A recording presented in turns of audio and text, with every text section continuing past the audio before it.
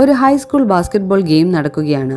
ഡായങ് main പ്ലെയറാണ്. ആ സമയം അവൻ്റെ ജീവിതത്തിൽ പ്രധാനമായ തീരുമാനം എടുക്കേണ്ടതായി വന്നപ്പോൾ കളിയും പഠനവും വിട്ട് അവൻ്റെ പ്രണയിനിയായ ഡാർജങ്ങിനെ തിരഞ്ഞെടുത്തു.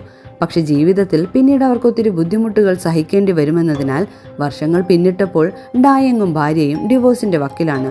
ഡായങ് ഇപ്പോൾ തൻ്റെ ബെസ്റ്റ് ഫ്രണ്ടിൻ്റെ കൂടെയാണ് താമസിക്കുന്നത്. ഡായങ്ങിന് 2 കുട്ടികളുണ്ട്. ഡായങ് അവരെ കൂടെയല്ല താമസിക്കുന്നതെങ്കിലും അവരെ എപ്പോഴും മീറ്റ് ചെയ്യാറുണ്ട്.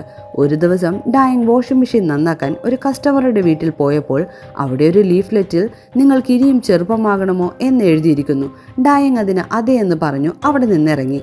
അന്ന് രാത്രി അയാൾ സ്കൂൾ ബാസ്കറ്റ്ബോൾ കോർട്ടിൽ പോയി പഴയകാലം ആലോചിച്ചു. ഡായങ് ഒരു ബോൾ എടുത്ത് പറഞ്ഞു, ഞാൻ ഈ ബോൾ ബാസ്ക്കറ്റിലിട്ടാൽ ദൈവം എന്നെ ചെറുപ്പമാക്കൂ എന്ന്. ഒത്തിരി ട്രൈ ചെയ്തിട്ടും ഫെയിലായി. പക്ഷേ ലാസ്റ്റ് ഒരെണ്ണം ബാസ്ക്കറ്റിലിട്ടു. പെട്ടെന്ന് ഡായങ് ചെറുപ്പത്തിലേക്കെത്തി. പക്ഷേ അയാളതറിയുന്നില്ല. പിന്നീട് അയാൾ ഒരു ലോക്കൽ സൂപ്പർ മാർക്കറ്റിൽ പോയി ഫുഡ് വാങ്ങാനായി. ഡായങ് അവിടെ തൻ്റെ മകൾ ഷിയയെ കാണുന്നു. അത് കണ്ട് ഡായൻ ആകെ ഷോക്കായി. വീട്ടിൽ ആരോടും പറയാതെ അവിടെ വർക്ക് ചെയ്തതിന് അയാൾ അവളെ വഴക്ക് പറഞ്ഞു. കൂടാതെ അവിടെ നിന്ന് പിടിച്ച് പുറത്തിറക്കാനും നോക്കി.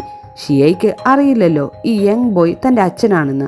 ഡായങ് പോകാൻ നേരം കണ്ണാടിയിൽ തൻ്റെ രൂപം കണ്ട് ഞെട്ടുന്നു. ഡായങ് വേഗം തന്നെ കൂട്ടുകാരൻ്റെ വീട്ടിലേക്കെത്തി. പക്ഷേ അയാളും ഈ ഡായങ്ങിനെ തിരിച്ചറിഞ്ഞില്ല. മാത്രമല്ല ഡായങ്ങിനെ ഡിയാക്ക് ഉപദ്രവിക്കുകയും ചെയ്തു. എന്നാൽ പിന്നീട് ഡിയാക്കിന് ഹൈസ്കൂൾ ഫോട്ടോ കണ്ടപ്പോൾ ഇത് ഡായങ് തന്നെയാണെന്ന് മനസ്സിലായി. ഡിയാക്ക് ചോദിച്ചു, നീ എങ്ങനെ ചെറുപ്പമായി? അതിന് ഡായങ് പറഞ്ഞു, ദൈവം എനിക്കൊരു സെക്കൻഡ് ചാൻസ് തന്നിരിക്കുകയാണ് എൻ്റെ ജീവിതം നല്ല രീതിയിൽ സെറ്റാക്കാൻ.